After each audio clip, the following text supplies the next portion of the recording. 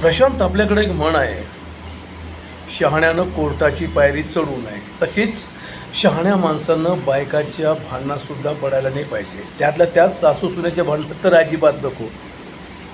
अरे अरे पण त्यांचं नातं तसं असतं रे. तुझं माझं जमेना, तुझ्या वाचून करमेना. नाही, त्याचं असं आहे बघ प्रशांत, तुझ्या जन्मापासून ते आतापर्यंत तू आईकडे हट्टाने काहीतरी मागायचास. प्रत्येक वेळेस तू हट्टाने काहीतरी मागायचास आणि ती तेवढ्याच प्रेमाने ती वस्तू तुला ती पुरवायची. तू सतत तिच्या डोळ्यासमोर असायचास, तिच्या पदराशी लाळा करायचास, तिच्या डोळ्यासमोर असायचास. आणि मला एक सांग, तू लग्नानंतर किती वेळ तिच्यासोबत घालवला किंवा किती वेळेस तू हट्टानं तिच्याकडं काय मागितलंस आहे ना?